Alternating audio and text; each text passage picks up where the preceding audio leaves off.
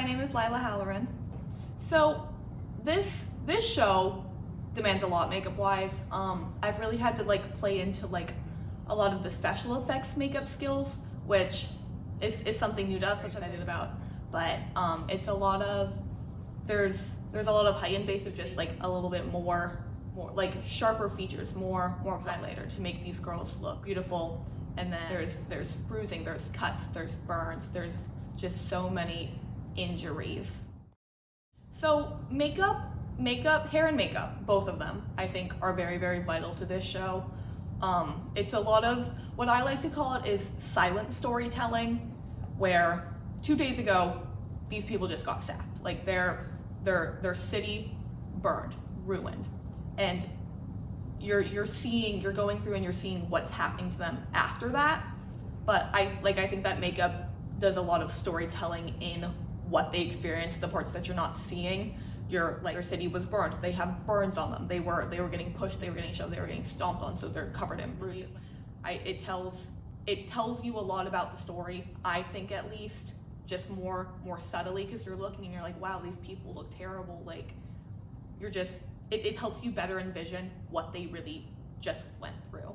The wound effects. There are multiple different techniques which I have tried and I have tested. The main ones are just face paint for bruises and things like that. And then we have played with scar wax, which it's just this. It's what it sounds like. It's this little waxy material that you will rub onto your skin, and then you face paint on top of it to make cuts. And then for the burns, use latex and cotton to build up material onto the skin to dig into, and then color that. It's gone through a lot of trial and error. We've tried just latex burns, we've tried making molds, but in the end we came back to the cotton and the latex. But it's a lot of trial and error.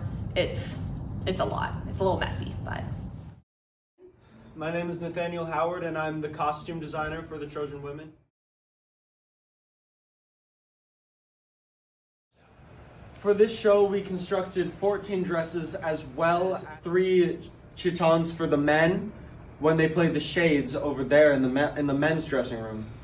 And another custom piece that we're making right now, actually, is the jacket for Agamemnon, which I decided to do that because I had a very specific design idea that I wanted to do, but I couldn't find anything that looked like that in that color that I could easily acquire. So I was just like, I'm gonna make it. And now it's one of the most difficult things I've ever done in this room.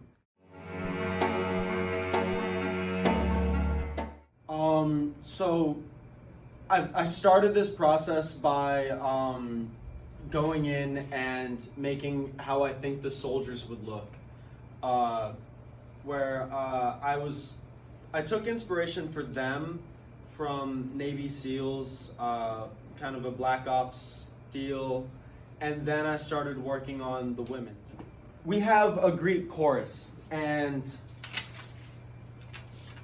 I mean, there's a bunch of, so in ancient Greek tragedy, the chorus wears these big, ugly masks, where we get basically, so you know how when you go and you see the theater symbols, right? And you're like, oh, you've got the happy mask and the sad mask from the Greek chorus, because they all wore those masks, right?